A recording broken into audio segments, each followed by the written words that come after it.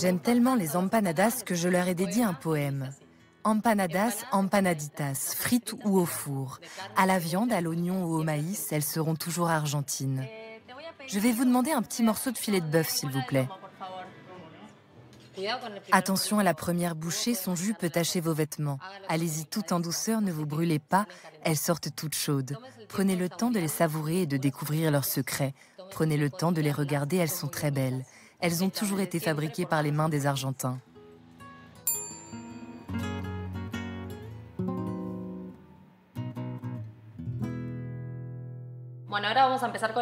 Commençons avec la pâte. J'ai besoin de 250 g de farine, de la graisse, un peu de sel.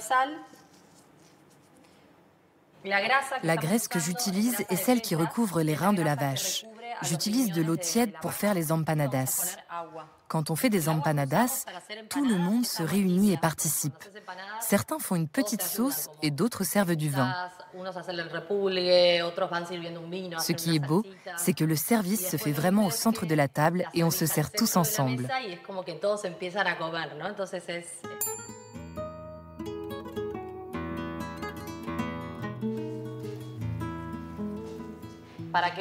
Pour que nos empanadas soient bien juteuses, le plus important, c'est la quantité d'oignons que nous allons ajouter. Pour doser, c'est simple. Il faut mettre 2 fois plus d'oignons que de viande. Je coupe en lamelles. Je coupe la viande moi-même, ce qui donne une empanada au bœuf taillée au couteau. Tout d'abord, j'ajoute la graisse dans la poêle, puis on met l'oignon. Nous, les habitants de Buenos Aires, on nous appelle les porteños. Pendant longtemps, on a dit aux Argentins que notre cuisine était un héritage entre Espagnols et Italiens. Et aujourd'hui, les jeunes ont un grand intérêt à rechercher l'histoire de notre gastronomie et à essayer de la revaloriser. Maintenant, il faut ajouter les épices et la viande. Je mets du cumin, du sel,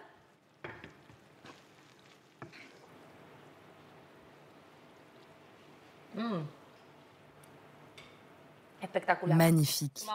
Et voilà la viande.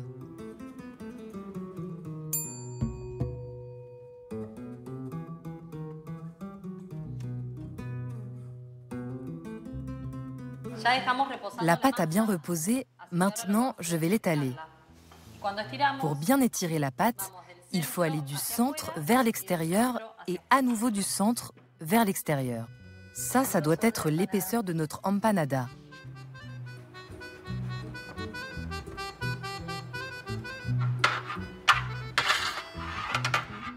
Je place la garniture au centre.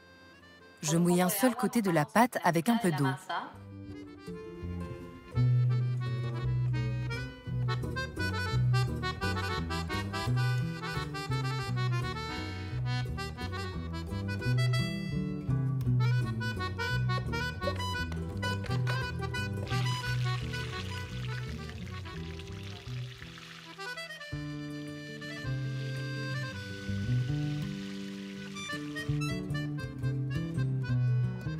Nous, on accompagne toujours les empanadas de vin.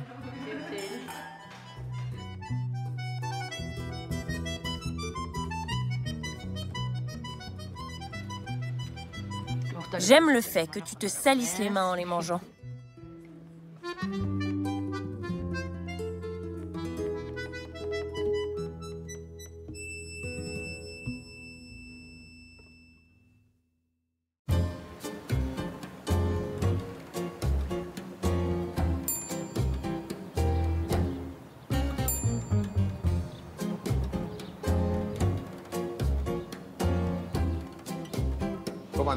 Comment tu vas? Très bien. Super. Je vais acheter 7 kilos de viande. Et pour qu'il y en ait assez pour tout le monde, j'ai compté un demi-kilo par personne. Il n'en restera plus rien. Il nous faut beaucoup de viande. C'est notre héritage italien. On prévoit énormément.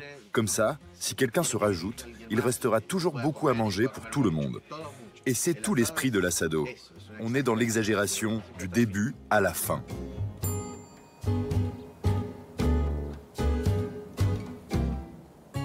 Les 2 premières heures, c'est la partie solitaire de l'assado. Tu es toujours seul, tu fais ton feu, tu prépares tout, et puis les invités arrivent au fur et à mesure. Bien, maintenant je vais préparer la viande. C'est une bavette de porc que je badigeonne avec de la moutarde et puis je verse de la bière. Je laisse mariner 2 heures environ. Je fais mariner les intestins de bœuf avec un peu d'ail et du citron. Maintenant, je mélange bien le tout. Citron, poivre et ail. Et on laisse mariner aussi longtemps que le porc. On prépare la suite.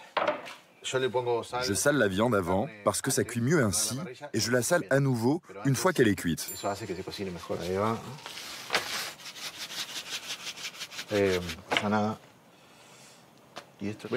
Je mets un peu de braise par ici. J'emmène la bavette, les côtes de bœuf et les saucisses.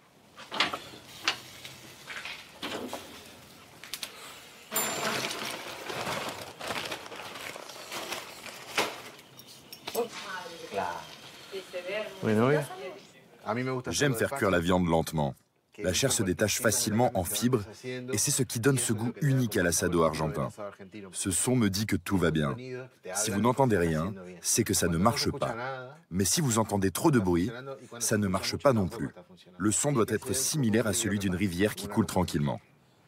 Et comme l'assado est un travail d'équipe, je vous présente Santi, qui est ici pour faire la sauce chimichurri. À plus tard, mon ami.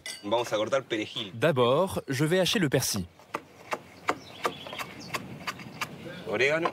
J'ajoute la même quantité d'origan et de chili. Je mets un peu de sel dans de l'eau chaude pour faire une saumure. Puis, j'ajoute tout dans le bocal. Hacher l'ail,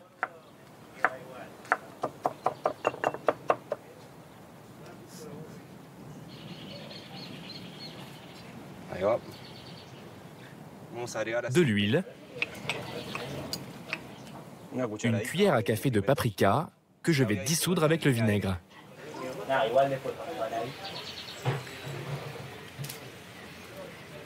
Très bien.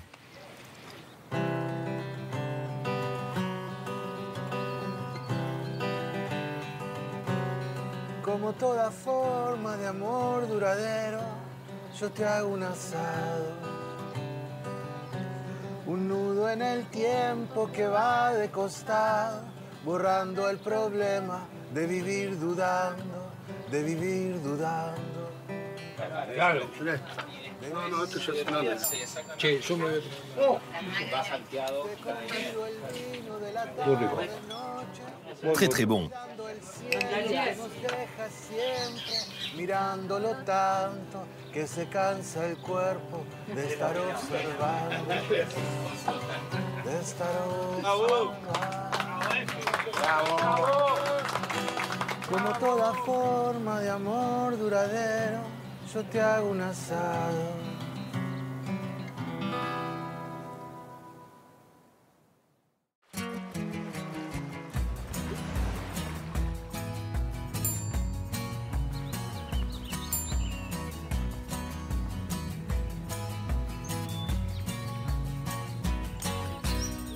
Alors là, on est dans un champ de lentilles. On est à 1 mois et demi à peu près avant la récolte, donc ça se présente très bien.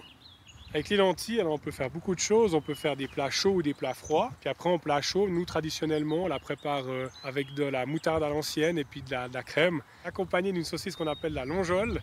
La longeole qui est une spécialité du canton de Genève, qui est une saucisse de la région. C'est gourmand en fait comme plat.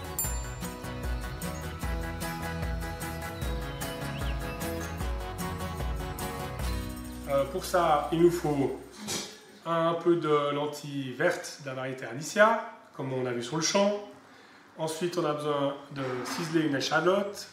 On a la moutarde à l'ancienne et un peu de crème qu'on va délayer ensuite.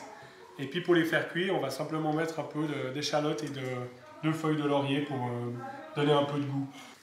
Et puis pour accompagner tout ça, on va faire une longeole, une saucisse qui est préparée à base de graines de fenouil. Ça donne un goût assez typique. Alors là, on va simplement d'abord rincer les lentilles, les mettre égoutter, les faire cuire dans la casserole, 3 fois le volume d'eau, environ 20 minutes. Ça, c'est la première partie. Pour la suite, on va préparer les longeoles.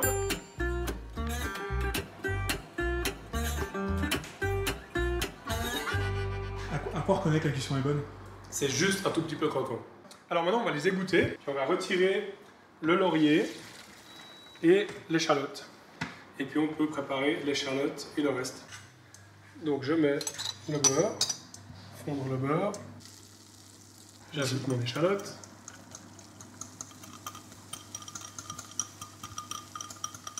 Voilà, ça commence à dorer. Donc là, on ajoute la crème et la moutarde. Dès que ça fait un petit peu des bulles, ça veut dire que la crème est bien chaude. Bien chaude, on peut ajouter les lentilles.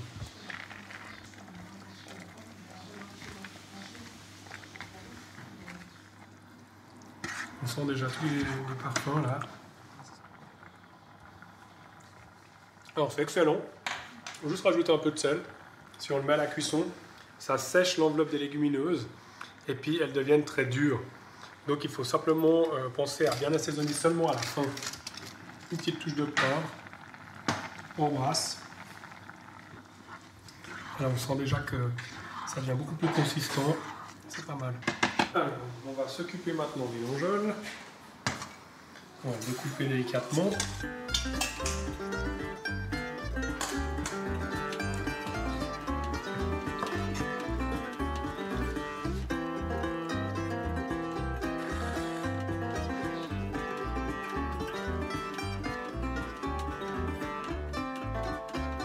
Et voilà.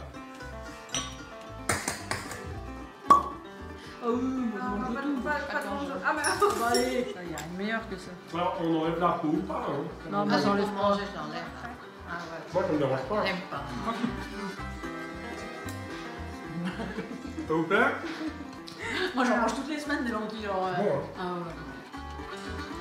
Petite moutarde, en plus qui remonte un petit peu, c'est top.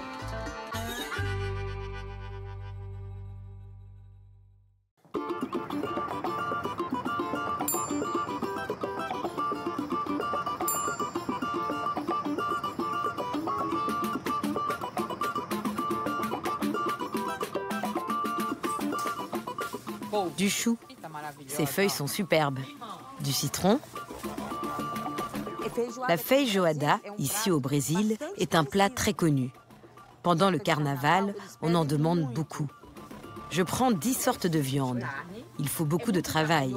La feijoada, c'est très difficile. Mais pour résumer, ce sont des haricots noirs, une variété de viande et des accompagnements.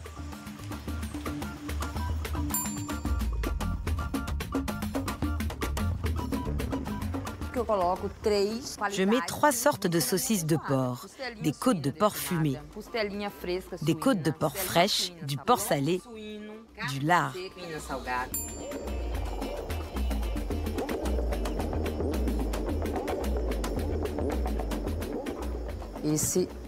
Ça, c'est une saucisse paillot.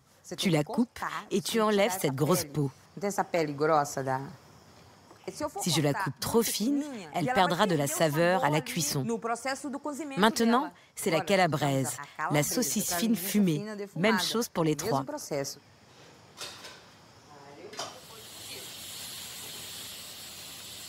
On ajoute les haricots, des feuilles de laurier, de l'ail et de l'eau. Pour 1 kg de haricots, j'en mets 2 à 3 litres. On va compter une demi-heure après l'ébullition. Et c'est le même processus pour toutes les viandes. Comme no processo de todas as coisas.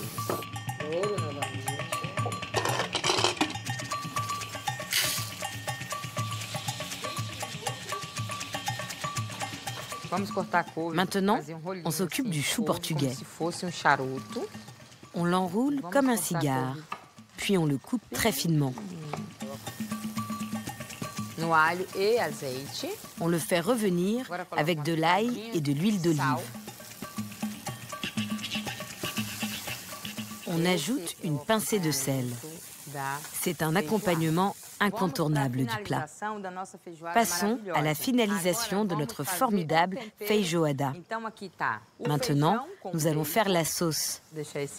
Voici les haricots au bacon. On fait sauter de l'ail. Une fois qu'il est brun, on ajoute un peu de bouillon. Maintenant, je vais le mettre au mixeur. Ça va devenir une crème. Et là, je l'ajoute au reste. Ici, dans cette casserole, j'ai mis tous les haricots qui ont cuit avec les différentes viandes.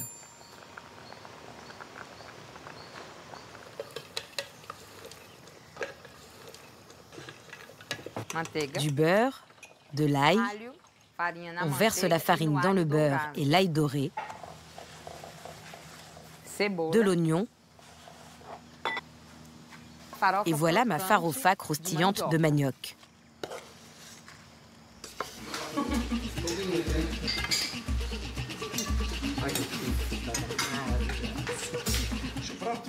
Superbe.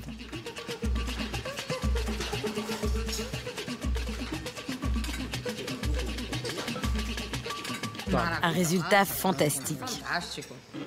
Santé! À la vôtre!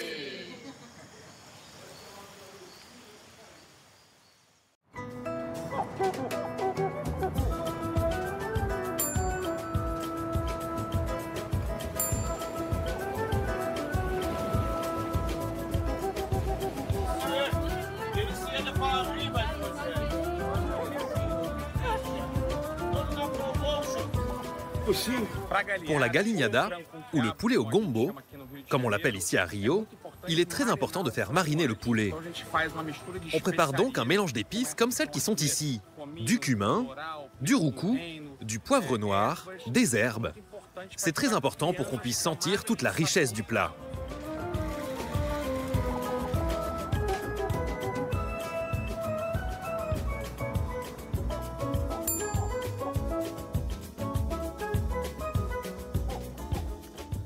Bonjour tout le monde, je suis Pedro de Artagao et vous êtes chez moi. Bienvenue à Rio de Janeiro. Pour la recette, il nous faut un poulet, un bon poulet, des épices pour faire une marinade bien savoureuse avec du caractère et des herbes aromatiques. Pour le plat, les légumes sont de l'ail, des tomates, des oignons et du poivron rouge. On ajoutera aussi un peu de tomates pelées et de gombo, qui est un ingrédient incontournable de la recette. D'abord, je vais découper le poulet.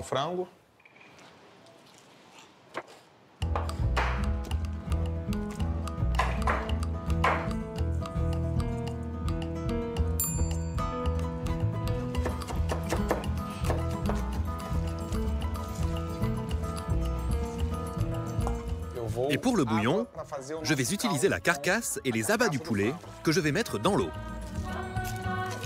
De l'oignon, de l'ail, du laurier. On continue notre recette. Je vais hacher tous nos légumes, en commençant par l'oignon. C'est une recette qui rappelle la cuisine française. La cuisine française de la campagne, avec des plats mijotés,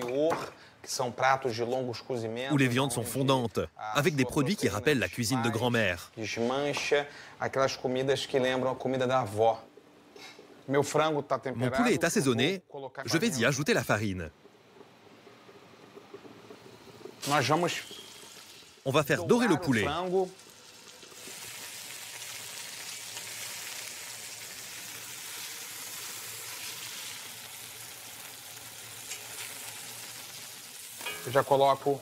De l'ail. Dès que l'arôme monte, j'ajoute le poivron et l'oignon. J'ajoute la tomate.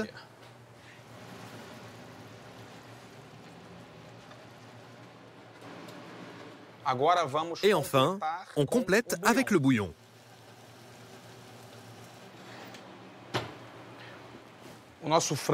Notre poulet va braiser au four pendant environ 30 à 40 minutes.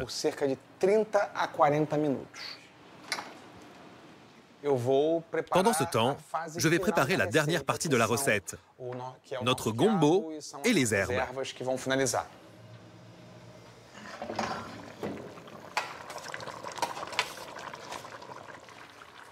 3 minutes.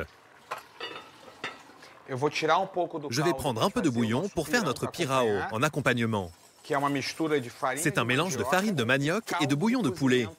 Une garniture très traditionnelle ici au Brésil. Un peu de farine de manioc par-dessus.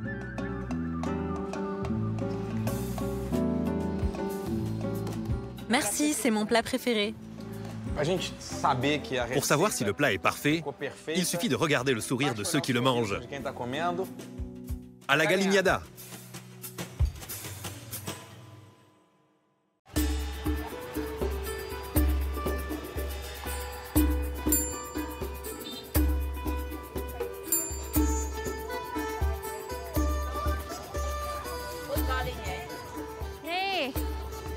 Pour notre soupe, le machukrung, j'ai besoin de feuilles de prunier de citer.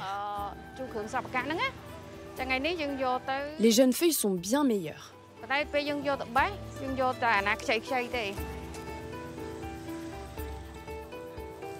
Je peux toucher la viande? Allez-y. Pour le machukrung, je vous conseille de prendre ce morceau. Il est bien tendre. Ça, c'est du filet. Le plat que je vais vous cuisiner est très bon. J'adore le manger. A un goût aigre-doux. Et puis, il y a le lait de coco.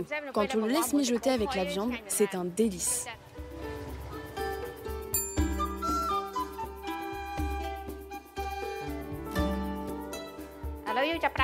Avant tout, je dois émincer la viande et l'ananas pour les faire mijoter ensemble.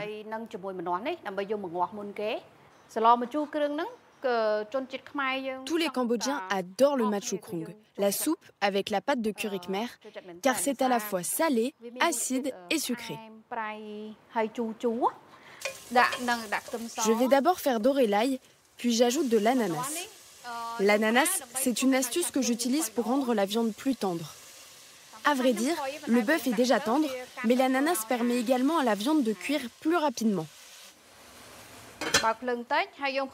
Je laisse mijoter à feu doux pendant 20 minutes. Maintenant, je prépare la pâte de curry khmer, le krung. Il faut de la citronnelle, de l'ail, de l'échalote, du curcuma et des feuilles de citron kaffir.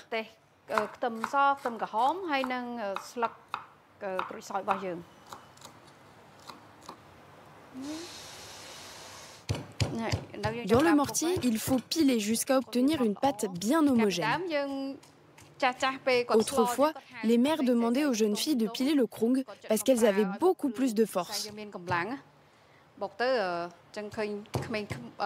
C'est pour ça que les jeunes filles étaient musclées des bras et des épaules.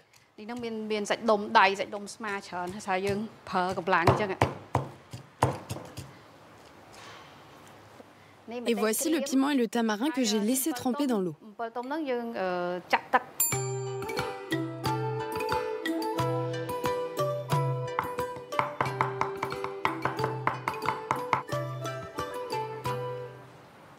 Je m'occupe maintenant du pro-hoc, le poisson fermenté. Je vais le réduire en pâte. Pour les Khmer, le pro-hoc sent très bon. C'est vraiment comme un parfum. Mais cet avis n'est pas du tout partagé par les étrangers. Pour eux, ça a une odeur très forte.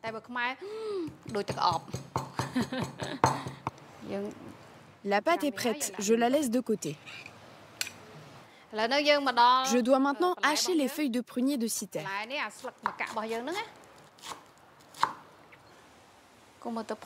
Ma viande est bien dorée. Elle a l'air bien tendre. Je la réserve. Je fais d'abord revenir la pâte de curry. Je peux maintenant ajouter la pâte de piment et je mélange. J'ajoute le poisson fermenté, le sucre de palme et j'ajoute la viande.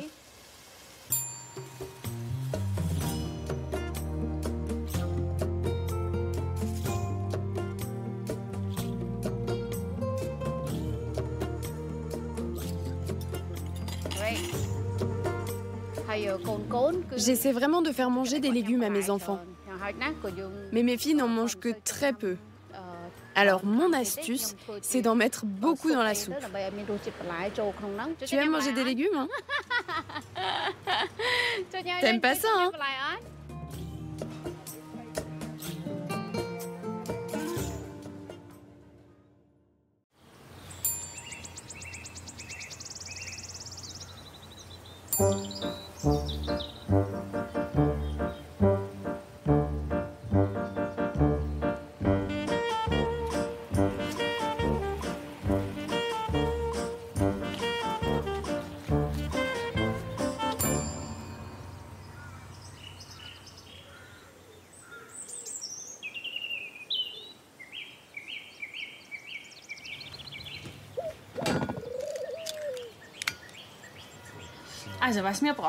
Alors, ce dont on a besoin pour faire une escalope viennoise, il faut un quasi de veau, puis pour la panure, nous avons besoin de farine, d'œufs et de chapelure. Le quasi de veau, c'est ce qu'on utilise traditionnellement. C'est une viande très aromatique. On commence avec la viande. Il faut la découper dans le sens inverse de la fibre. Puis, il faut l'attendrir. Toujours de l'intérieur vers l'extérieur. C'est amusant de voir que parfois, le morceau de viande ressemble à une carte de l'Autriche. Les montagnes seraient là. Ici, la plaine viennoise. Et Vienne serait là. Pour la cuisson, il est important d'avoir assez de beurre clarifié dans la poêle.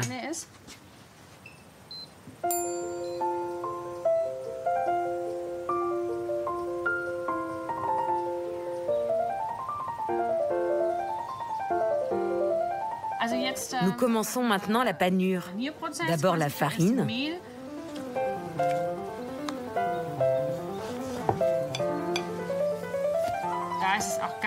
Là aussi, c'est important de ne pas trop tasser la panure autour du morceau de viande, sinon elle ne sera pas aussi légère.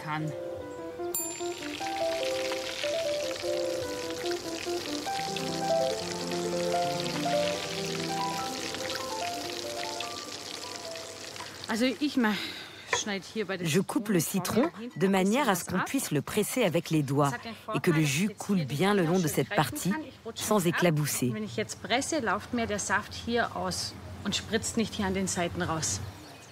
L'escalope doit être bien tendre et en même temps bien croustillante. Dans le passé, elle s'accompagnait simplement d'une salade verte, mais de nos jours, on l'accompagne plutôt d'une salade de pommes de terre.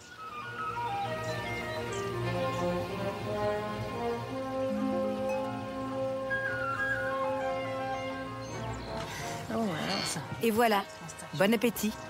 On boit quoi avec ça? On va boire un petit Gemischtersatz avec. C'est un vin qui est composé d'un assortiment de plusieurs cépages et qui va bien avec l'escalope viennoise. Et en été, on le boit volontiers, mélangé à de l'eau pétillante.